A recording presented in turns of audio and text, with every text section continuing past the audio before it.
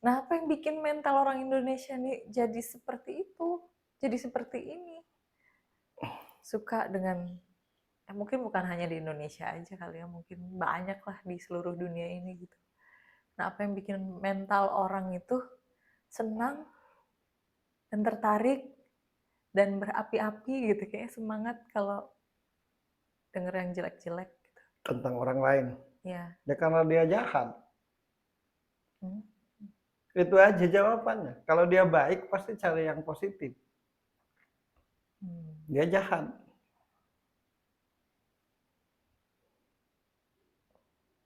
Nah, kalau ada pertanyaan lagi, kenapa dia jahat? Kenapa dia jahat? Karena dia tidak ingat Tuhan dalam setiap saat. Sehingga hidupnya tidak dia jadikan untuk jadi bermanfaat.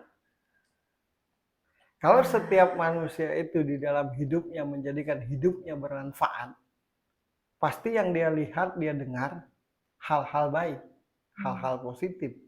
Orang yang hidupnya bermanfaat buat orang lain, tidak mau dia dengar hal-hal jahat.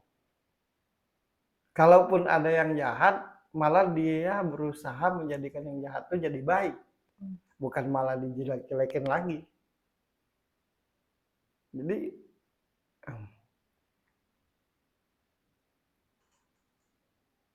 kalau setiap orang itu selalu ingat Tuhan dalam setiap saatnya, zikir itu namanya zikir, ingat Tuhan dalam setiap saatnya, pasti ucap, niat, tingkah laku, matanya, telinganya, pasti melakukan hal-hal berguna dan bermanfaat.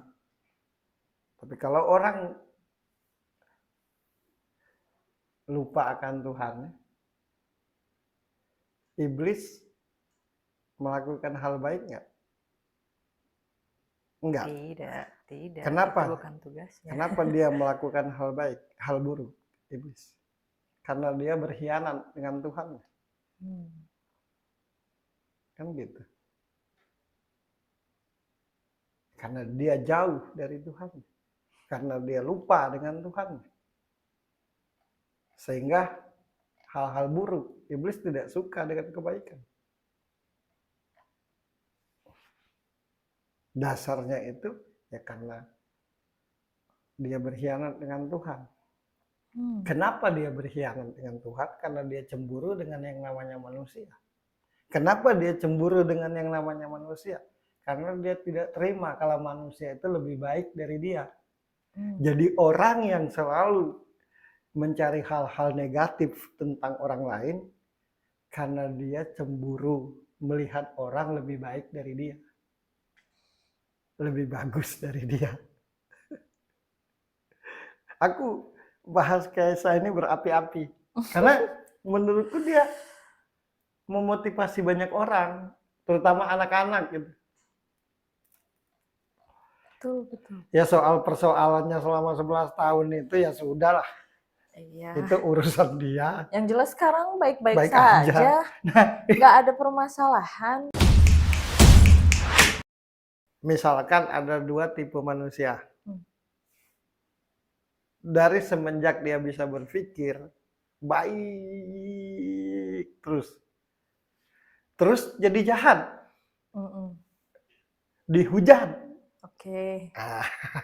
Jadi dari dia dilahirkan, kemudian dia bisa berpikir baik, kemudian jadi jahat, melakukan kejahatan, dihujat, dicaci maki, disudutkan, direndahkan. Oke, satu. Yang kedua, dari semenjak dia berpikir jahat, terus jadi baik. Iya. Satu, dianggap pencitraan, kedua diungkit-ungkit jahatnya.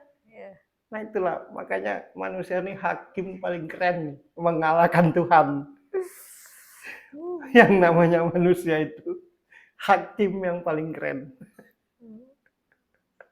Sedangkan Tuhan saja, sebesar apapun dosamu, lebih besar pengampunanku. Coba bayangkan. Tuhan yang maha, yang menciptakan kita ini, yang menciptakan bumi dan langit beserta isinya, Sebesar apapun dosamu, lebih besar pengampunanku. Sebesar apapun dosamu, lebih besar pengampunanku. Nah, manusia dari kecil baik, banyak banget baiknya. Tahu-tahu suatu hari melakukan kesalahan, dihujat, nggak udah, pokoknya. Dari kecil jahat, jadi baik. Dihujat pula, dan diambil jahatnya terus. Dan nggak sadar itu. Ya aku tahu, kalau udah baik sekarang Alhamdulillah. Berkat izin dan ridho Tuhan, lo udah jadi baik. Tapi kalau boleh tahu,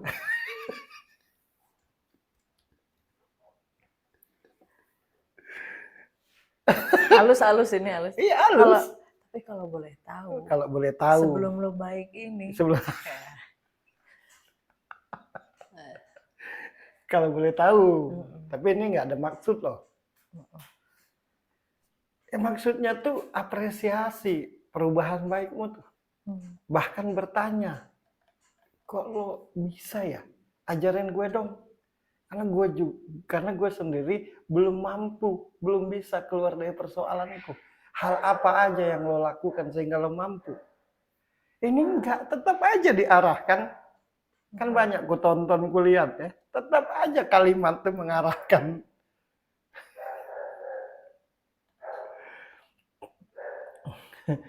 Sekali lagi buat seluruh yang dengar di sudut pandang ini.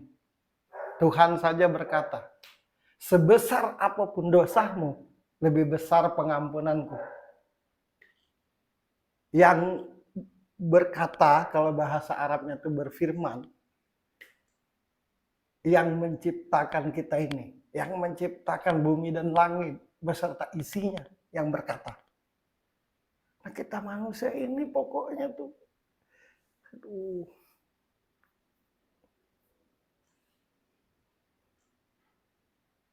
Kemana Fasa pada waktu itu?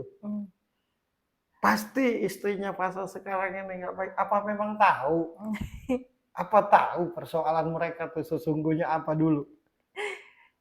Ya apa sih persoalannya? Nah, diungkit-ungkit. Iya, diungkit. Dicari tahu. Padahal lagi masak, gosong masakannya. Ditinggal cari-cari apa sih sampai pagi ini atau siang ini atau sore ini malam ini kita kedatangan seorang Kesah yang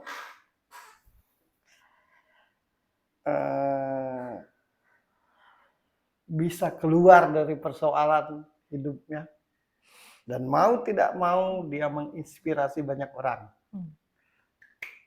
Nggak masuk Kesah kan? Ya. Oh, keren ya kamu ya. Bisalah kamu keluar dari persoalan. Tapi kalau boleh tahu, tetap.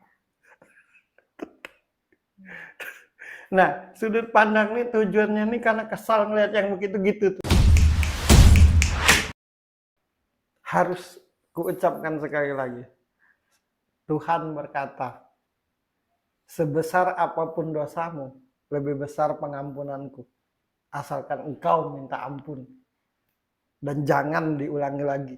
Yang maha besar berkata seperti itu. Nah, kita sebagai makhluknya yang tiada daya dan upaya ini, ucap kita ini, mengalahkan Tuhan itu sendiri. Kalau ngomong, memponis semaunya. Tanpa sadar,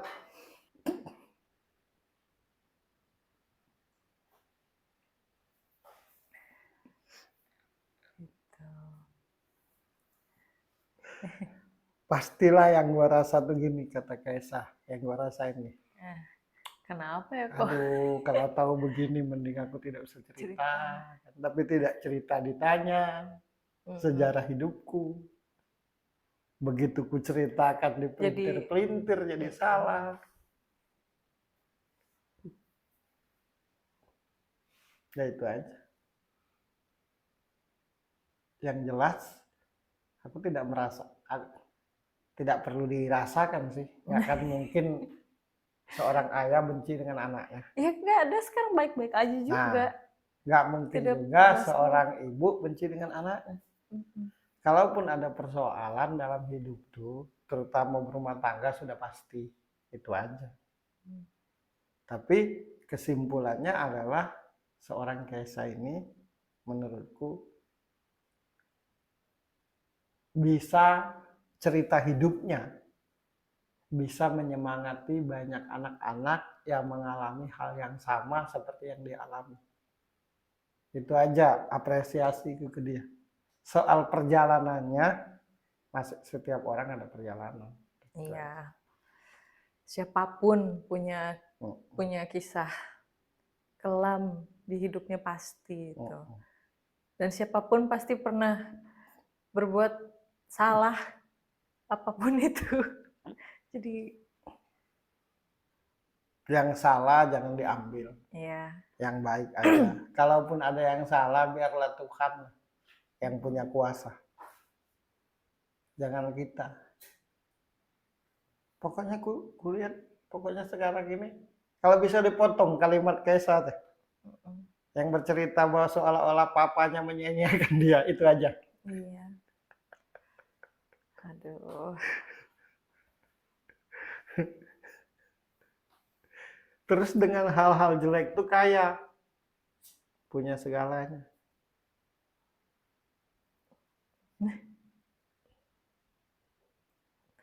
Alhamdulillah, syukur, makasih ya Allah atas izin dan ridhomu, rezekiku banyak. Tidak sadar ya sebelum mengucapkan itu, engkau dapat dari mana itu? Harusnya sebelum mengucapkan syukur kepada Tuhan itu, ingat dulu apa yang kita dapatkan itu dari mana. Salah satu bentuk penghambaan yang benar-benar menghambakan diri kepada Tuhan adalah dengan cara bersyukur. Itu penting. Tapi sebelum berterima kasih atau bersyukur kepada Tuhan tuh, renungkan dulu yang kita syukur itu kita dapati dari mana, biar nanti nyampe ke Tuhan tuh gitu. Alhamdulillah, terima kasih Tuhan. Ya terima kasih benar. Tapi sebelum berterima kasih itu renungkan dulu, rezekiku ini ku dapat dari mana ya, dengan cara apa. Biar nyampe. Takutnya didengar doang, nyampe enggak. Karena Allah kan maha mendengar, menerima belum tentu. Kan gitu.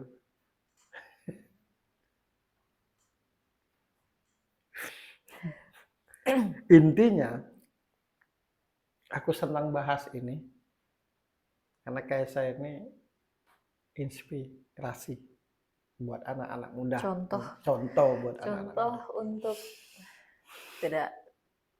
tidak hanya untuk anak yang orang tuanya bercerai, tapi untuk siapa saja yang pernah mengalami kekecewaan, apapun itu, ya, dan bisa bangkit, semangat dan berdamai dengan diri sendiri, itu hal yang paling sulit. Wow, kalau pernah kan ngalamin.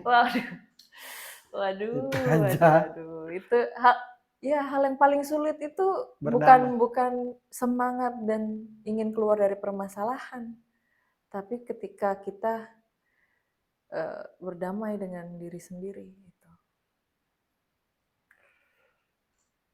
Ada hal yang sangat bikin kita sedih, kecewa, tapi kenyataannya itu salah satu jalannya mau nggak mau kita harus terima ini. Nah itu. Ada dua hal untuk berdamai dengan diri sendiri. Pertama, mengerti akan persoalan itu dulu.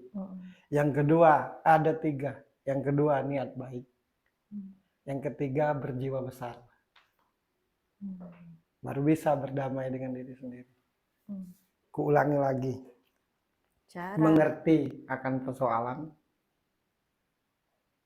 berniat baik. Yang ketiga, berjiwa besar. Pesan untuk Kesha dulu. apresiasiku yang utama buat Kesa adalah dia seorang pribadi yang berjiwa besar. Karena tidak akan dia jadi seperti ini kalau dia tidak berjiwa besar. Tetaplah seperti itu. Tetaplah jadi inspirasi buat semua orang. Karena tidak hanya Kesa yang mengalami hal seperti ini. Mudah-mudahan kalau menonton Kesa, mendengar apa yang diceritakan, dan diambil sisi positifnya, sehingga menjadi semangat buat orang-orang yang mengalami hal yang sama seperti dia.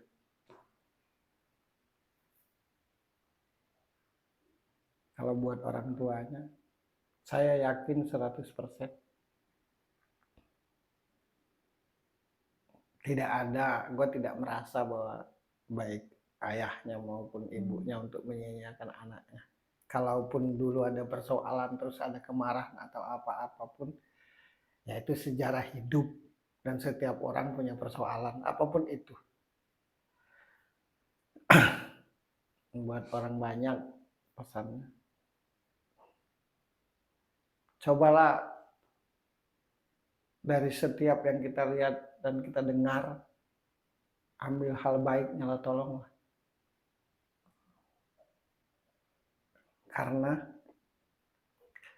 setiap manusia itu punya sejarah. Setiap manusia itu pernah melakukan kesalahan siapapun. Untung saja kita ini tidak dibongkar Tuhan aibnya. Tiap diri kita ini tidak dibongkar Tuhan aibnya. Kalau Tuhan membongkar semua aib kita ini, setiap manusia itu punya sejarah, punya cerita. Jadi dengan segala hormat dari apa yang dilihat dan didengar tuh ambil positifnya. Tolonglah. Kalau masih punya rasa malu, dan kalau masih merasa manusia yang seharusnya. Itu aja. Oh, satu lagi. Pesan untuk seluruh anak-anak yang sekarang masih merasa terbeban dan merasa bersalah karena orang tuanya bercerai.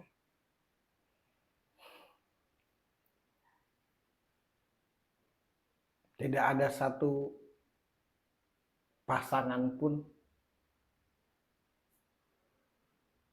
dimanapun itu berada yang punya keinginan untuk berpisah. Kalaupun berpisah karena banyak persoalan yang dihadapi, yang pada saat itu kita belum bisa berpikir, dan selaku anak kadang tidak mengerti atau tidak tahu akan persoalan itu. Tapi intinya tidak ada satupun di dunia ini orang yang ingin berpisah. Jadi sekecewa apapun atas perpisahan itu, yang mengalami itu ibu bapakmu, bukan dirimu.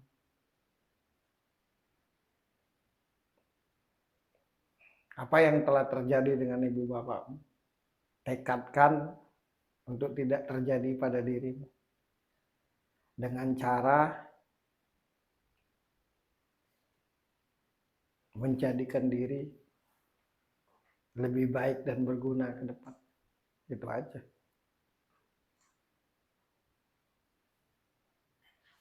Ada lagi. Apa? Pesan untuk anak atau siapa saja yang merasa benci dengan orang tuanya. Sebenci apapun dirimu terhadap ayahmu, bagaimanapun juga itu ayah. Sebenci apapun kita dengan ibumu, sebenci apapun dirimu dengan ibumu, karena perpisahan ini itu tetap ibumu. Suatu saat dirimu akan mengerti atas dasar apa perpisahan itu terjadi. Kalau aku di posisimu, siapapun di luar sana, ambil pelajaran saja dari apa yang terjadi, biar tidak terjadi di dirimu. Itu aja.